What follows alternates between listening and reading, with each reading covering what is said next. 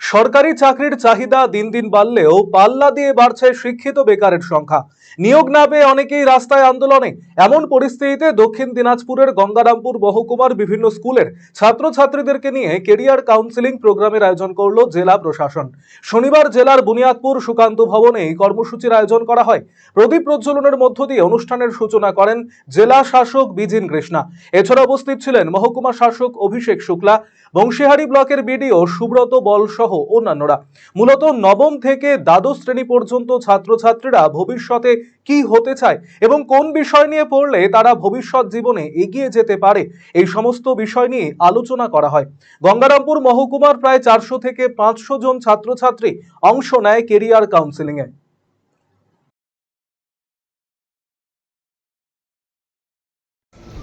আজকে আমরা এখানে উপস্থিত হয়েছি ক্যারিয়ার কাউন্সেলিং সেশনে, ক্যারিয়ার গাইডেন্স সেশনে। আর যেটা দেখলাম যে আপনারা 9, 10, 11, 12 এ আছেন এখন, তাহলে মানে এই সময় যেভাবে ডিএম স্যার বললেন, এখন তো খুবই কনফিউশন হবে আপনাদের মাথায় নিশ্চয়ই যে কোন স্ট্রিম নেবেন যদি 10th-এ আছেন, 11th-এ, আর 12th-এর পরও সেম কনফিউশন হবে। আমি শুধুমাত্র এটা বলবো যে নিজের এক্সপিরিয়েন্স রাখবেন, নিজেভাবে একটা ডিসিশন নেবেন। তাতে কিন্তু আগে থেকেই আপনাকে একটা ছোট অভিজ্ঞতা বা কিছু এক্সপিরিয়েন্স তাতে নিতে হবে, আর অন্য ফিল্ডেও নিতে হবে। কারণ আপনি ফার্স্ট ফিল্ডে গিয়ে এটা জানতে পারবেন না যে আপনি 60 বছর বা 70 বছর অব্দি এটাই করতে পারবেন, মানে মন দিয়ে করতে পারবেন ভালোভাবে। আপনি কিন্তু এটা নিশ্চয়ই জানতে পারবেন যে কি আপনার পছন্দ হবে না।